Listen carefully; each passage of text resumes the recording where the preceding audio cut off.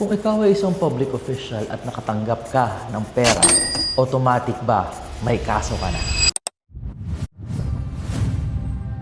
Welcome to Usapang Batas with Attorney Nat Odocado. Guys, marahil nakita nyo noong mga nakaraang araw na maraming nag-uusap tungkol sa plunder. And nakita pa natin, may nagrally pa sa EDSA para suportahan ang isang akusado sa plunder case. Pero alam niyo guys, fun fact, no? Noong 1980s kasi, maraming nangyayari sa society natin, doon nakita natin na grabe ang pagkuha ng ill-gotten wealth.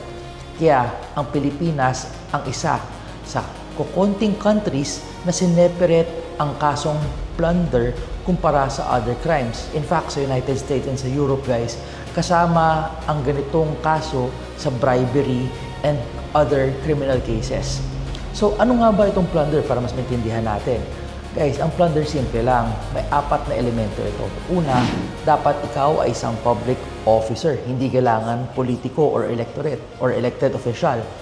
Pangalawa, kailangan merong series of acts and transactions or some predicate crimes tulad ng pagkuha ng kickback, paggamit ng impluensya, pag-receive ng gift for certain favors. Pangatlo, kailangan ang amount na ito ay lalagpas ng 15 million pesos. And pang-apat, kailangan ma-prove ito beyond reasonable doubt.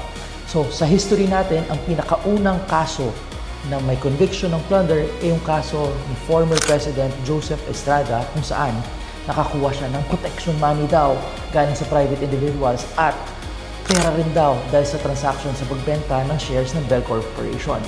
So, simple lang essentially ang plunder. Ikaw ay isang public official. Merong mga acts or aksyon na ginagawa na binibigyan ka ng pera or anumang additional matters or property. Tapos ito ay kasama doon sa predicate crimes or predicate acts. Lalagpas ito sa 50 million pesos and mapuprove ito sa court. So, kung titignan mo guys ang kay Marcoleta, ang purpose kasi ng plunder law is para ma-prevent ang paglusta or pagnakaw or paggamit ng impluensya para makapagnakaw sa pera ng bayan. Kay Marcoleta, na-receive niya yung pera na dapat gagamitin sa eleksyon.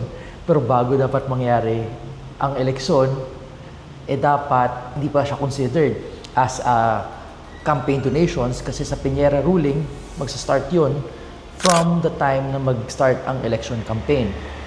So kung titignan mo, naka-receive ka ng pera, kaso before the election period, tapos hindi naman for any reason or use of influence, kaso hindi mo dineclare.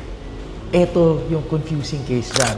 Dahil before election mo na-receive, but the purpose supposedly daw, nabasa ko, for election purposes. Pero wala namang any other requirement or ginawa para makapaglusta sa pera ng bayan. So this will be a very interesting case pag umabot sa Supreme Court and sana maintindihan natin kung ano itong plunder. And hopefully, may nakuha kayong lesson today. Once again, this is Attorney Nat Odocado. Laging tandaan, walang komplikado, basta kayo edukado.